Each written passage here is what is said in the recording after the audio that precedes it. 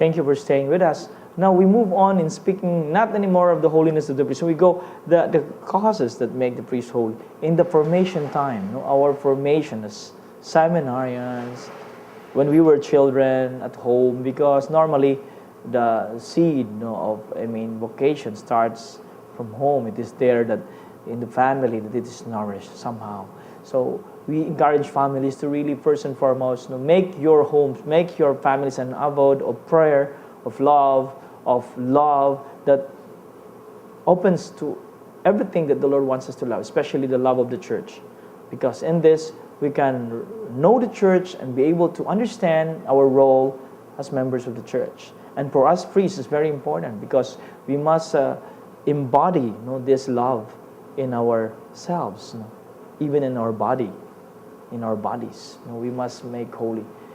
And so I believe, Brother Richard, you have friends who are seminarians, already are priests maybe, and then some are also, younger than you are, and they're aspiring the same. What have you noticed in our formative stages that we are considering most of the seminarians? Have you heard speaking about how we can really surpass all these problems becoming a priest? I think most especially for me, preventive system is the best.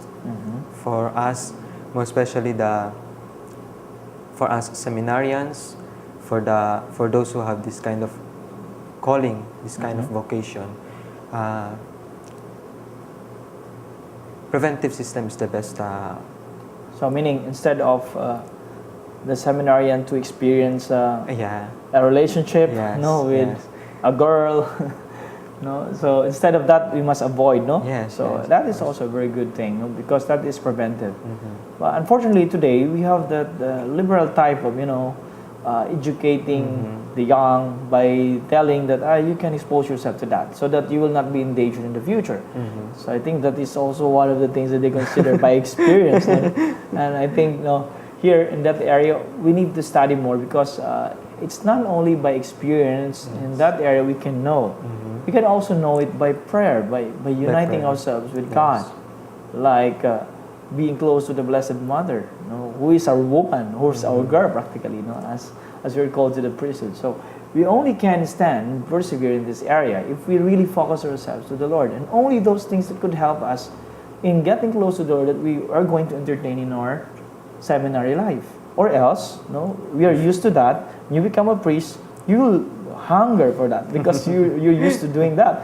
So it's like a lifestyle that we are going to create, free from this lovefuls of areas that will be the passage for the enemy, the access for the enemy to get us away from holiness, to get us away from the love of the church.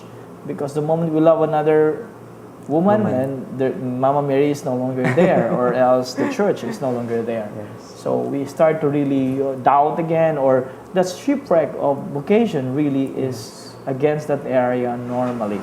Very few that are tempted because of abuses, like for example materialism, hedonism. It goes there because that is about pleasures, and there are bodily pleasures that a priest should not succumb in order not to fall into other temptations that would bring harm to his vocation, to his holiness as a priest. So we must dispose ourselves for that dispose ourselves for the works of the Lord, so that we can really contribute to the church today according to the needs of our times. Because we have this problem today. We have lots of faithfuls who are needed to be guided well, to be attracted also to the priesthood, because some of them are cold. And since we priests must show apostolic zeal, since we are the models for this. So I hope we can really do our job, our part rather, to bring them close to the reality of the joy and the meaning, the fruitfulness in serving the Lord. So in zeal, we can bring others to do the same, by our example, especially that of Saint John Marie Vianney, and we have Saint Peter Julian Imard, who really loved the Eucharist like Saint John Marie Vianney. And we have, of course, Saint Pius X. We Yeah. have great priests, great priests, epistropheral priests, that really great people who love their priesthood, pastoral, doctrinally, and then in the area of personal communion with the priest, the high priest, our Lord Jesus Christ, the personal communion. That's why we have the sacramental brotherhood in our priestly life, so that there would be sharing of that experiences, and then helping one another as brothers in the ministry of serving the Lord as priests. That's why we foster that one.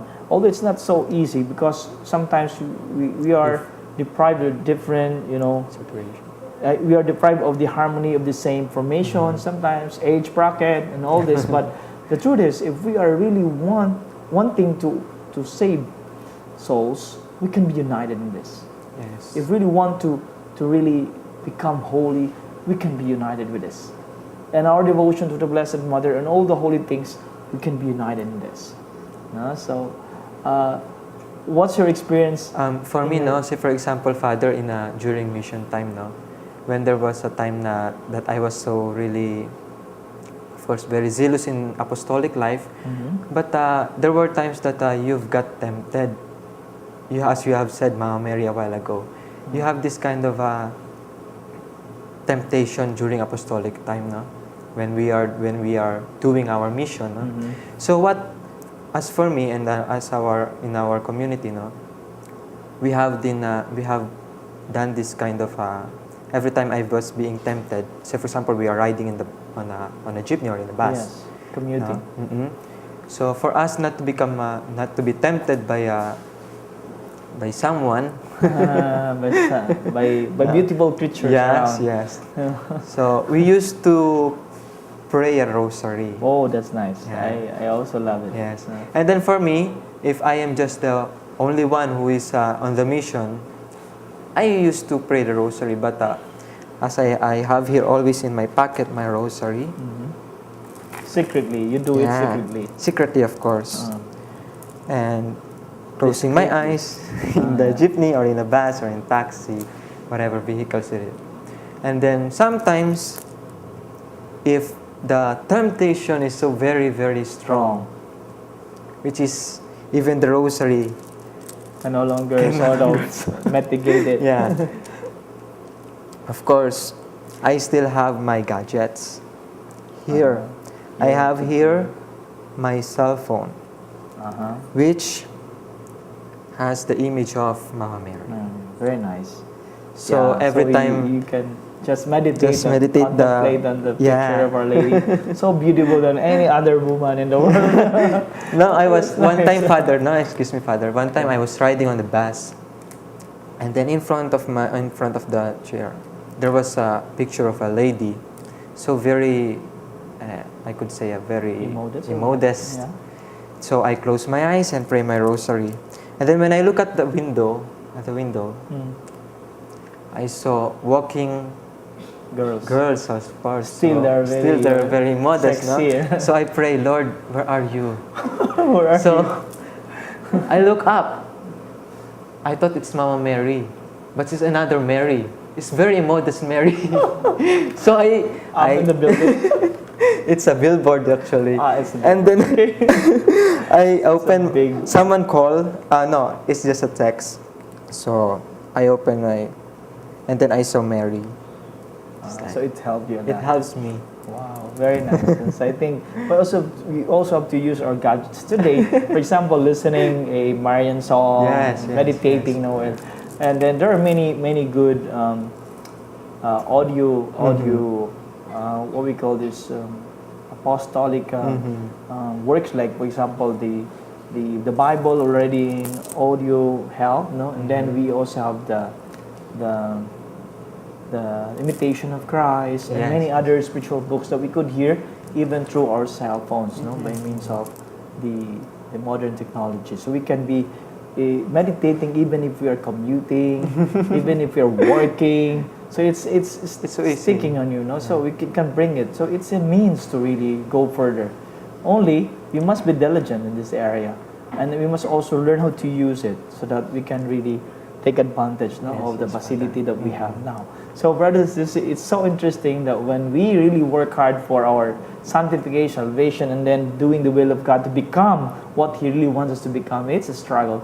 But then the help of God is not one thing, because He is really the good shepherd who leads us to the fullness of life, that we also, priests that will share being shepherds like Him, will learn how to really overcome no, the difficulties in confronting life. So we can also share to the brethren what we should do in order to overcome temptations, Yes. in order to really lead life close to God, and then be able to be fruitful in good works and avoid evil all the time by meditating and doing sacrifices, and then giving meaning to our works as priests, as seminarians who are really in training for the apostolic life as priests, and then first and foremost the love life we have with the Lord and the Blessed Mother. Yes, Our help for becoming holy and becoming perfect. So we see now in the book of Archbishop Fulton Sheen, The Priest is Not His Own,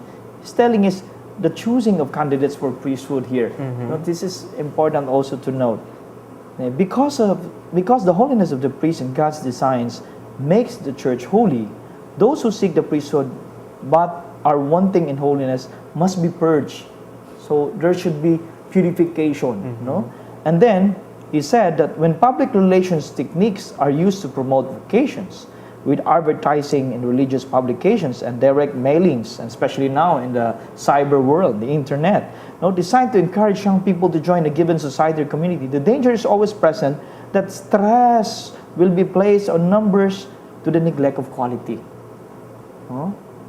Mas maigi kasi tingnan ko marami, pero yung quality naman ang problema. So St. Thomas insists that the weeding out of the unfit is an obligation of those charged with the selection of candidates.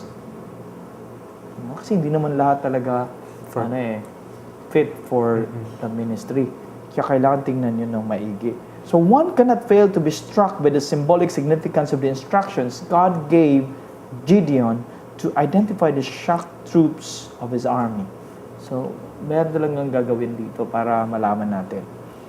And who were marked for elimination? Those who made themselves comfortable by lying fiat on the ground and drinking leisurely. And who were taken?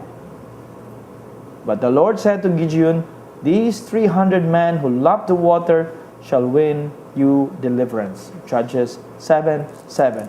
Great truths are revealed to and placed in the custody of the few who are dedicated to the battle of faith. The imposing appearance of great numbers may blind us to the need for God's help, may make us overlook the necessity of training seminarians to be priest victims, victimhood, very important. Hence, the advice of St. Paul to Timothy, as for the imposition of hands, do not bestow it inconsiderately, and so share the blame for the sins of others. So it's the responsibility of those who are spearheading us, our pastors, our higher pastors, our superiors, to really discern if they are fit for the ministry. And may the Lord enlighten our superiors that they may be able to choose those who are fit for the ministry of the priesthood. Brothers and sisters, stay with us for the next segment.